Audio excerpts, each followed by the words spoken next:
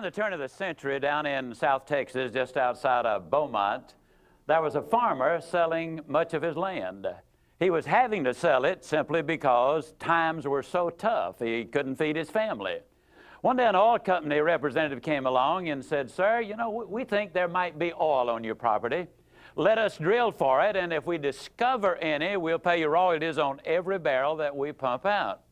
Well, he had nothing to lose, a great deal to gain, so he said, "Let's do it."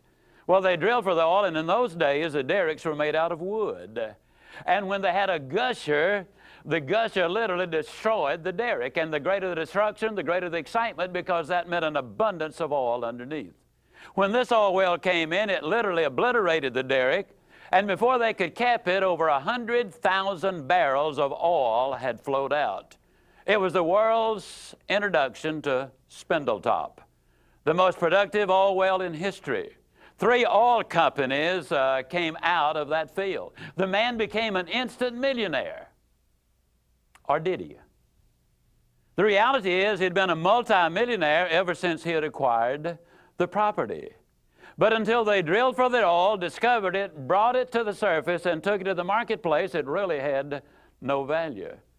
I found a lot of people pretty much that way.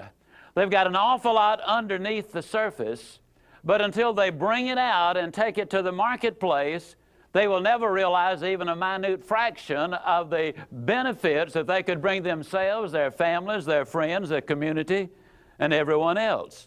The purpose of Strategies for Success is to share with you, how do we discover the oil? How do we bring it to the surface? How do we take it to the marketplace? How can we learn to be so that we can do, and do so that we can have?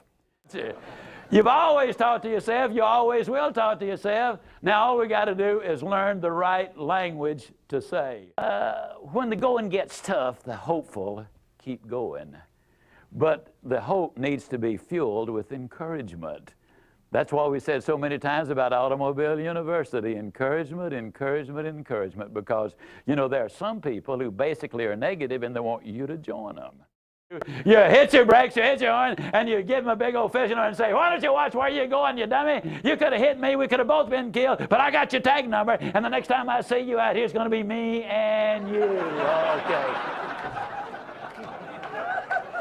You get to the office, and what do? You tell the first person you see about that idiot on these streets out there, must have been on drugs or drunk or something. I'm telling you, I can't believe the way people are doing that. You tell the second person you talk to about these crazy folks around you, and the third person, and the fourth person. And in the meantime, the dude that did the dastardly deed rides merrily along, doesn't have a clue that you even exist. And yet he's in complete control of you, your attitude, affecting the way you do your job, affecting the way you affect other people, building a ceiling over you. Well, the next Thursday I walked in, and he put the new glasses on me, and he did a couple of adjustments. He said, "Well, how do they feel?" I said, "Well, they feel good." He said, "Well, they look good. You're on your way." Well, I was only about 15 feet from the front door, and as I stepped out the front door, you know how you do, I kind of adjusted my glasses, and I headed for my car. And as I was walking out there, I think everybody knows what I was doing. Man, you're talking about a high-stepping dude. I was in a high-stepping dude. And of course, I didn't realize that until I drew abreast of the car, and there was my right leg up about 3 feet, and I saw the reflection in the window. Now, realizing how utterly ridiculous I must have looked, I couldn't help it. I just laughed out loud. I mean, that was the funniest thing that happened to me. And then I got serious, because for the first time in my career, I realized the business I'm in. You see, I'm an optometrist, and what I do is I fit people with new glasses. I got you a pair tonight. Now, they're not rose-colored glasses, but they certainly are not rose-colored glasses. These are vision glasses. They're going to let you see things that have been there all the time, but you've never seen them before. Just like what was under the ground outside of Beaumont, Texas, as far as that oil is concerned.